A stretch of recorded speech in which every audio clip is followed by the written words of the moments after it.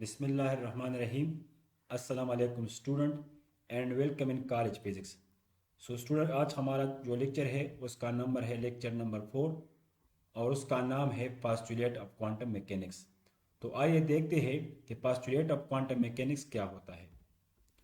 सो postulate का हमारे पास जो सिंपल डिफिनीशन है वो ये है: बिफोर सॉल्विंग एनी फिनोमेना और प्रॉब्लम इन फिजिक्स और science we take some assumption earlier.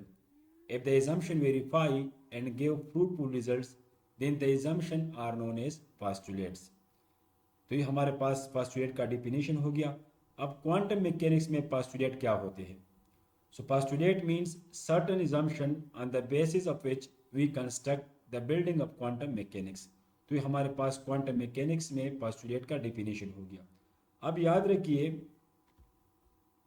these postulate have no mathematical proofs but they are experimentally correct. इसका कोई भी मैथमेटिकल प्रूफ नहीं होता, लेकिन एक्सपेरिमेंटली जो है हमारे पास ये वेरीफाई होते हैं। How does one find out about the validity of this postulate? So simple, for this one has to construct theory upon this postulate. If the theory works, the postulate will be valid, otherwise they will make no sense. Postulates are presented in different books and somewhat different way. Even the ordering and the total number of postulates are quite arbitrary. यहाँ पर जो है हम quantum mechanics में 5 postulate को discuss करेंगे। हमारे पास जो फर्स्ट पास्टुलेट है वो है wave function postulate, second one observable और operator postulate, third one eigen value equation postulate, fourth one expectation value or average value postulate, and the final one is the time development of the wave function. So wave function postulate: the dynamical state of a physical system may be represented by a wave function or a state function psi, which contain all the information that can be known about the state of the system. The function is continuous, differentiable, single value and square integrable. याद रखिए, इस postulate को हमने lecture number 2 में detail से discuss किया है, तो लाजिमी है कि आप लोग जो है लेक्चर नंबर 2 को देखें, तो इस पास्टुलेट को आप लोग आसानी से अंडरस्टैंड करेंगे। In classical mechanics we need 2 variable, position and momentum, for determination of the dynamic like kinetic energy, potential energy, angular momentum, acceleration of particles. Similarly, to find presence of microscopic particles, atoms, proton, neutron, or Faraday microscopic particle future, we need wave function. याद रखिए, हमारे पास classical mechanics में position और momentum दो ऐसे parameter है कि इसके बेस पर जो है हम किसी भी सिस्टम को कंप्लीटली और प्रिसाइजली एक्सप्लेन कर सकते हैं। इस तरह हमारे पास जो क्वांटम मैकेनिक्स में है एक वेव फंक्शन होता है, और उस वेव फंक्शन से हम माइक्रोस्कोपिक पार्टिकल की जितनी भी फिजिकल प्रॉपर्टीज़ है उसको प्रोबेबिलिस्टिकली मालूम कर सकते हैं। तो मींस क्लासिकल मैकेनिक्स में जो किरदार पोजीशन और मोमेंटम प्ले करता है, वही किरदार क्वांटम मैकेनिक्स में वेव फंक्शन प्ले करता है। The important consequence of the first postulate और wave function is that superposition principle. According to superposition principle, if the wave function psi1, psi2 up to psi n are solution of the Schrodinger equation, then the linear combination of this function psi equal to c1 psi1 plus c2 psi2 plus c3 psi3 and so on are simply can be written as in this form, where ci complex constant is also a solution of Schrodinger wave equation. याद रखिए, हमें मालूम है कि differential equation, सारे Schrodinger equation जो है वो हमारे पास एक डिफरेंशियल इक्वेशन है और उसके वेरियस सोल्यूशन पॉसिबल है। तो फर्स्ट पास्टुलेट के बेस पर अगर हमारे पास कोई भी श्रोडिंगर डिफरेंशियल इक्वेशन हो और उसके सारे ये वेरियस सोल्यूशन एग्जिस्ट करता हो, तो याद रखिए इसका जो लीनियर कम्बिनेशन होगा c1 psi1 plus c2 psi2 plus c3 psi3, वो भी जो है श्रोडिंगर इक्वेशन का सोल्यूशन होगा, where c1 c2 are some complex constant. Postulate number 2, observable or operators. With every physical observable, a dynamical variable is associated a linear Hermitian operator. For convenience, we rewrite the dynamical variable and their corresponding operator in tabular form, this one. याद रखिए हमारे पास classical mechanics में ये जो dynamical variable है momentum along x axis, momentum along y axis, momentum along z axis, total momentum of the particle, energy of the particle, kinetic energy. Classical mechanics में हम ये डायनामिकल वेरिएबल को use करते हैं, लेकिन क्वांटम मैकेनिक्स में ये जो डायनामिक वेरिएबल है इसको हम रिप्लेस करते हैं by operators. P x with cap, this is known as momentum operator. P y cap, momentum operator along y axis, momentum operator along z-axis, total momentum operator, total energy operator in terms of time and total kinetic energy operator। सो इस postulate का मतलब ये है कि हमारे पास classical mechanics में ये जो डायनामिकल वेरिएबल है, ये जो ऑब्जर्वेबल है, इसको हम क्वांटम मैकेनिक्स में ऑपरेटर से जो है रिप्रेजेंट करते हैं। मींस क्लासिकल मैकेनिक्स में हम पी एक्स मोमेंटम की जगह ही ऑपरेटर पुट करेंगे, minus iota h cut partial by partial x. This is momentum operator along x-axis. This is momentum operator along y-axis. This is momentum operator along z-axis, and this is momentum operator in space. And this is energy operator in terms of time. And this is kinetic energy operator in terms of what? Del square, or kinetic energy operator in space. Similarly, हमारे पास जो total energy है जो Hamiltonian है, which is the sum of kinetic energy plus potential energy, उसको हम quantum mechanics में Hamiltonian operator h cap से डिनोट करेंगे, और ये बराबर होगा kinetic energy operator plus potential energy operator. Kinetic energy operator क्या है? Minus h cut square by 2m del square plus v. Similarly angular momentum जो है क्लासिकल मैकेनिक्स में वो बराबर होता है l x equal to y P G minus z p y, l y equal to z p x minus x p z, l z equal to x p y minus y p x. तो अगर हम इस classical angular momentum को operator के term में लिखते हैं तो एल एक्स हमारे पास बराबर होगा y operator as it is, और पी जी बराबर है minus iota h cut partial by partial z, minus z की जगह हम z operator z cap put करेंगे, और पी वाई बराबर है minus iota h cut partial by partial x. तो हमारे पास जो क्वांटम मैकेनिक्स में जो एंगुलर मोमेंटम है एलॉन्ग एक्स एक्सिस का, उसका जो ऑपरेटर है वो हमारे पास ये है, और मोमेंटम एंगुलर मोमेंटम जो है along y axis classical mechanics में उसका जो ऑपरेटर है वो हमारे पास ये है। Similarly this is angular momentum operator along z axis. यहाँ पर एक बात आप लोगों को जहन में रखना होगा, और ये वाला कि हार्मिशियन ऑपरेटर, हार्मिशियन ऑपरेटर क्या है, तो इस पर हम डिटेल में एक वीडियो करेंगे कि हार्मिशियन ऑपरेटर का क्या मतलब होता है। इस तरह हमारे पास जो थर्ड पास्टुलेट है वो है postulate number 3, eigen value equation. In quantum mechanics eigen equation is used to determine eigen values, eigen function और ऑपरेटर फॉर एनी क्वांटम और physical system. The general form of eigen value equation is this one. ये हमारे पास एक quantum operator है, अगर ये किसी भी एक फंक्शन पर ऑपरेट करे और रिजल्ट में हमारे पास लेमडा, ये हमारे पास एक कांस्टेंट या आइगन या रियल वैल्यू है वो दे दे, और वो फंक्शन दोबारा रिपीट हो जाए, तो इस एक्सप्रेशन को हम बोलते हैं eigen value equation, where A is known as operator, psi is a eigen function, lambda is known as eigen value. इस एक्सप्रेशन को हम इस तरह भी लिख सकते हैं, this one, A operator minus eigen value into psi. Similarly quantum mechanics में सम टाइम ये जो ऑपरेटर है इसको हम मैट्रिक्स के फॉर्म में लिखते हैं। तो हमारे पास कोई भी एक ऑपरेटर हो और वो मैट्रिक्स फॉर्म में हो, तो फिर उसका जो आइगन वैल्यू इक्वेशन होगा वो ये होगा, a operator and matrix form a b c d, similarly minus lambda eigenvalue, and I हमारे पास जो है एक यूनिट मैट्रिक्स है जो जिसके मेंबर है 0 1 एंड 1 0। सिमिलरली क्वांटम मैकेनिक्स में the well known eigen value equation जो है वो हमारे पास है टाइम इंडिपेंडेंट श्रोडिंगर इक्वेशन। अगर हमारे पास कोई भी हैमिल्टोनियन ऑपरेटर हो तो किसी वेव फंक्शन पाई पर ऑपरेट करे तो रिजल्ट में हमें देगा एक eigenvalue energy and a wave function, और this expression can be written as, क्योंकि हमें मालूम है from postulate number 2 that Hamiltonian is what, kinetic energy operator plus potential energy operator, psi as it is, और ये हमारे पास है आइगन वैल्यू, और इस पाई आर जो हमारे पास है eigen function. So this is a eigen value equation which is known as time independent Schrodinger wave equation. इसको हम बाद में तफसील से डिस्कस करेंगे और इसको डिराइव करेंगे। If the result of applying an operator A on a wave function psi is a scalar multiple of psi itself, then eigenvalue equation is this one. हमारे पास ये ऑपरेटर है, वेव फंक्शन पर operate किया, यहाँ पर हमारे पास एक स्केलर या रियल आइगन वैल्यू दे दिया और ये वेव फंक्शन अगेन इस एक्सप्रेशन को मिसाल के तौर पर अगर हम इस में रिप्रेजेंट करें, let suppose D square by d x square हमारे पास ऑपरेटर है ए, साइन एन एक्स ये हमारे पास वेव फंक्शन है.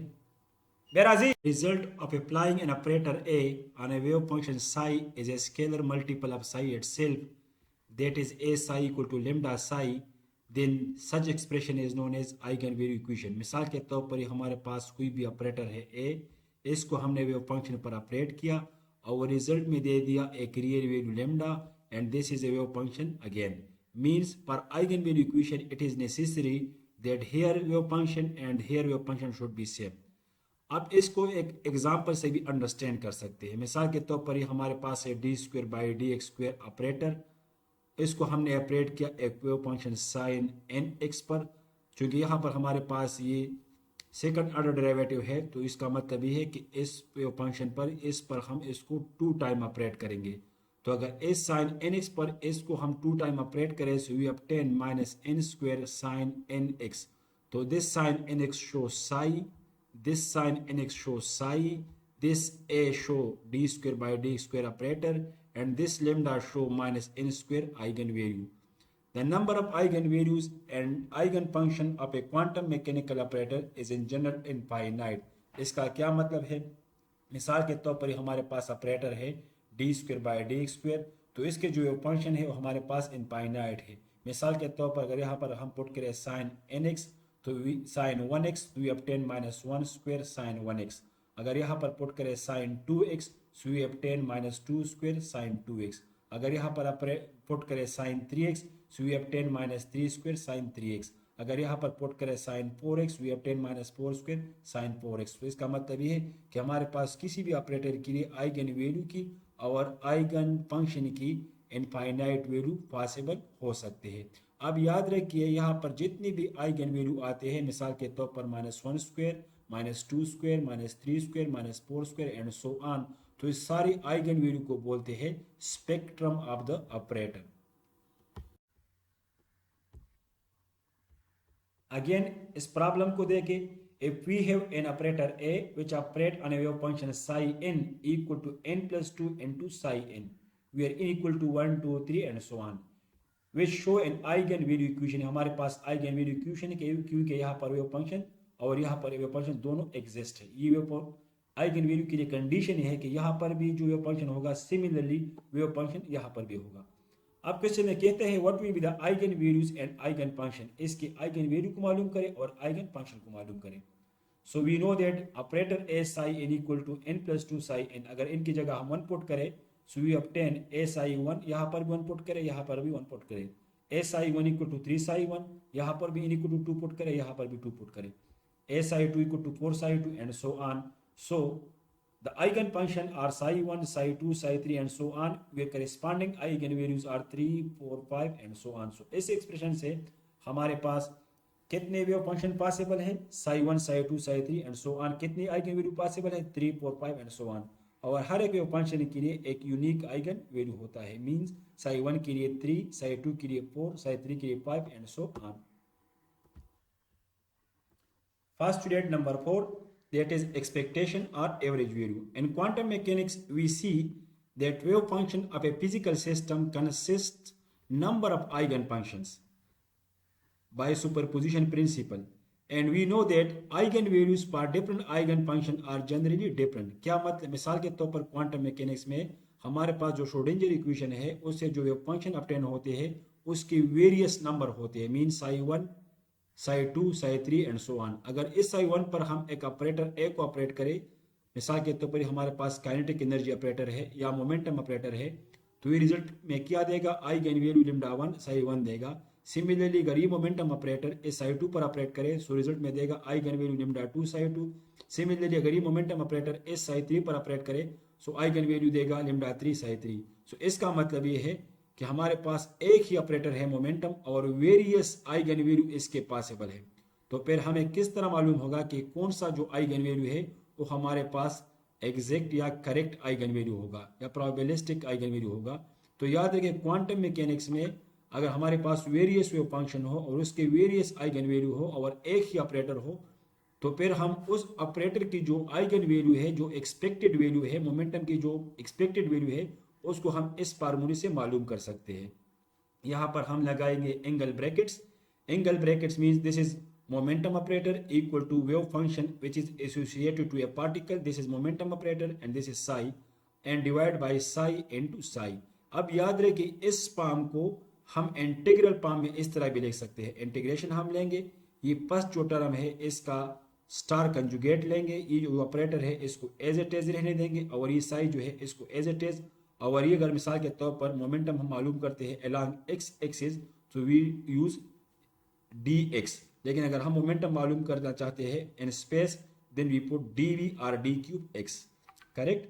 सो this is known as the expectation value postulate. मिसाल के तौर पर हमारे पास काइनेटिक एनर्जी है किसी पार्टिकल के लिए और उस काइनेटिक एनर्जी की हम आइगन वैल्यू को मालूम करना चाहते हैं, उसकी एवरेज वैल्यू को मालूम करना चाहते हैं, तो यहाँ काइनेटिक एनर्जी ऑपरेटर पुट करेंगे, यहाँ पर भी काइनेटिक एनर्जी ऑपरेटर पुट करेंगे या यहाँ पर इस इंटीग्रल को सॉल्व करेंगे और उससे जो भी रिजल्ट आएगा वो हमारे पास इस ऑपरेटर की एवरेज वैल्यू होगी।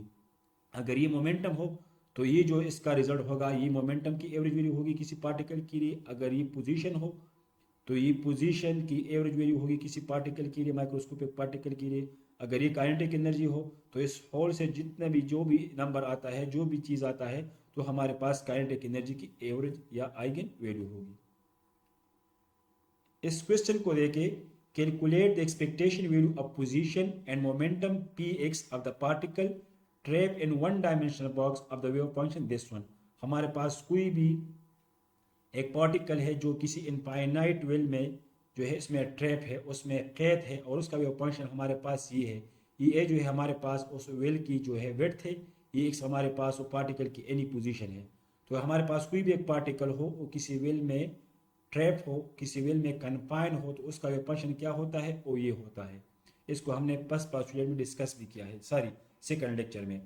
अब अगर हम इस वेव फंक्शन से उस पार्टिकल की एक्सपेक्टेड पोजीशन को मालूम करना चाहते हैं तो हम क्या करेंगे, ये वाला फार्मूला यूज करेंगे। यहाँ पर हम पुट करेंगे पोजीशन एक्स साई स्टेरिक, यहाँ पर हम पुट करेंगे position x operator psi d cube x, correct, या psi asterisk psi into d cube x. लेकिन यहाँ पर देखिए क्वेश्चन में कहता है कि मोमेंटम को मालूम करें अलॉन्ग एक्स एक्सिस, सो इस डी क्यूब एक्स को हम रिप्लेस करेंगे विद डी एक्स। तो ये वेव फंक्शन जो है वो तो हमें गिवन है, ये वाला है, और ये वेव फंक्शन का फिर हम कंजुगेट लेंगे, यहाँ पर उसका साई स्टार लेंगे। तो अगर हम इसका कंजुगेट ले लें तो ये सारे नंबर जो है रियल है, तो ये एज इट इज रहेंगे। तो हमारे पास यहाँ पर अब पुट करें साई स्टार की वैल्यू ये वाला, ए ऑपरेटर एक्स की वैल्यू पुट करें, एक्स को एज इट इज रहने दे, एक्स को एक्स से रिप्लेस करें, एक्स मींस एक्स, इस ए की जगह एक्स पुट करें, यहाँ पर भी एक्स पुट करें, साई की जगह ये पुट करें और फिर इस इंटीग्रल को सॉल्व करें।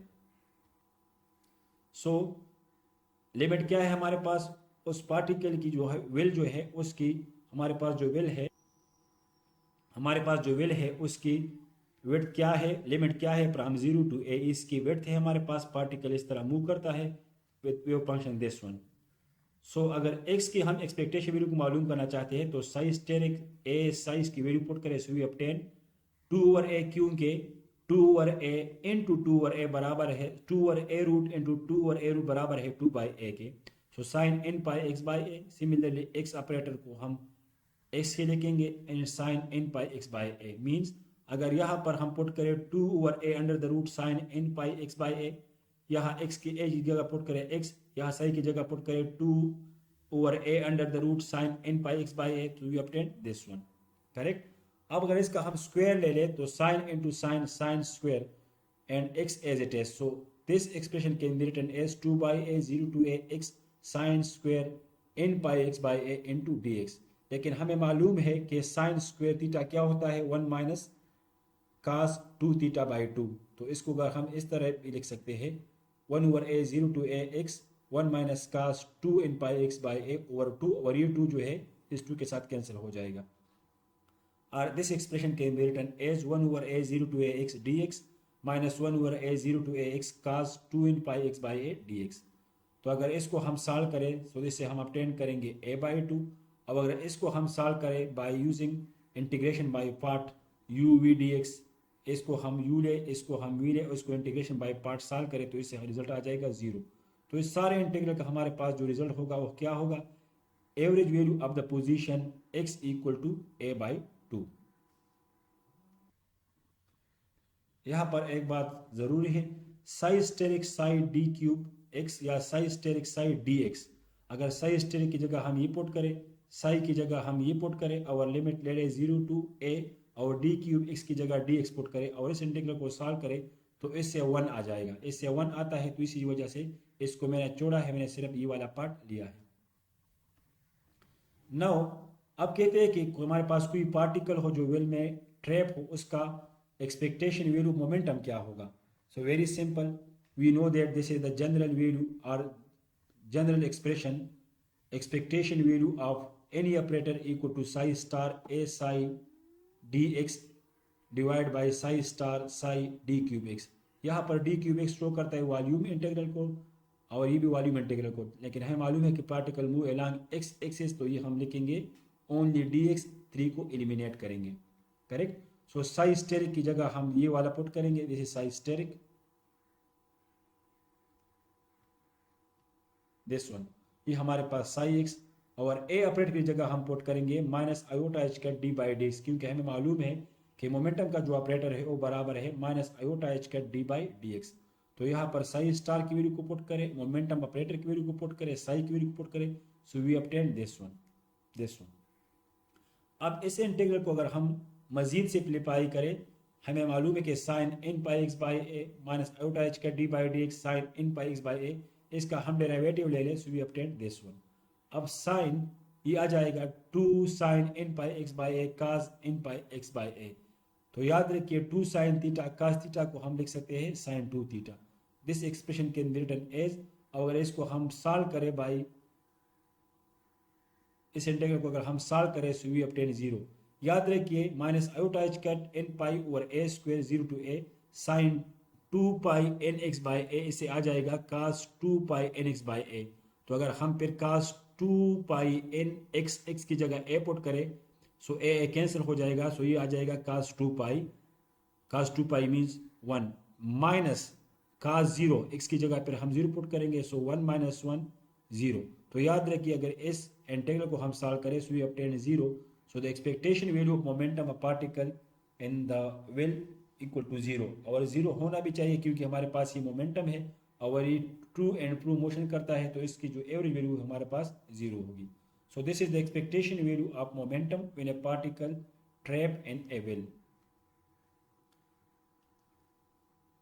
Postulate number 5, time development of the wave function. The time development of the wave function per state vector is governed by the following partial differential equation. Time dependent Schrodinger wave equation. If the initial wave function of a particle at time t equal to 0 is psi nr, then after time t the wave function is obtained by solving time dependent Schrodinger wave equation. याद रखिए हमारे पास कोई भी एक particle हो और time t को 0 पर उसका वेव फंक्शन हो साई एन आर, अगर हम उस पार्टिकल के वेव फंक्शन को मालूम करना चाहते हैं आफ्टर टाइम t, सो हम ये जो इक्वेशन है टाइम डिपेंडेंट श्रोडिंगर इक्वेशन इसको सॉल्व करेंगे, और अगर इसको हम सॉल्व करें उसको सिंप्लीफाई करें, so we obtain the wave function psi n which is the function of what, psi n which is the function of, psi n is the function of position and time. This is the wave function of a particle after time t which is equal to psi nr. This is the wave function at time t equal to 0 e power minus iota e in t divided by h cut. याद रखिए हमारे पास जो है Schrodinger wave equation का जो है time dependent Schrodinger wave equation का सलूशन है, तो हमें मालूम है कि बाय यूजिंग सुपरपोजिशन प्रिंसिपल ये इसको हम इस तरह भी लिख सकते हैं psi 1 r t psi 1 r e power minus iota e 1 t by h cut, psi 2 r t equal to psi 2 r e power minus iota e 2 by t by h cut, psi 3 r t equal to psi 3 r e power minus iota e 3 t divide by h cut. Means अगर इसको हम superposition principle में लेके तो इसको हम इस तरह भी लिख सकते हैं C1 Sai 1 are e power minus iota e1t h cut plus c2 psi 2 are e power minus iota e2 t by h cut plus c3 are e power minus iota e3 t by h cut। अगर इस सारे expression को हम लिखे c1 psi 1 c2 psi 2 c3 psi 3, अगर इसको हम इंटेग्र sorry summation part में लिखे तो इसको हम इस तरह भी लिख सकते हैं। Means psi r t which is a wave function of particle after time t equal to what c1 psi 1 e power minus iota e1 t h t divided by h cut plus c2 psi 2 r e power minus iota e2 t by h cut plus c3 psi 3 r e power minus iota e3 t divide by h cut. क्योंकि हमें मालूम है कि हमारे पास कोई भी Schrodinger equation हो उसका सोल्यूशन साई 1 साई हो साई 2 हो साई 3 हो साई 4 हो। तो याद रखिए इसका जो सुपरपोजिशन प्रिंसिपल है या लीनियर कॉम्बिनेशन से C1 Sai 1 C2 Sai 2 C3 Sai 3 वो भी इस वेव फंक्शन के श्रोडिंगर वेव इक्वेशन के सोल्यूशन होगी। So this is the initial wave function of a particle at time t equal to 0, and this is the wave function of a particle after time t, and this can be obtained by solving time dependent Schrodinger wave equation.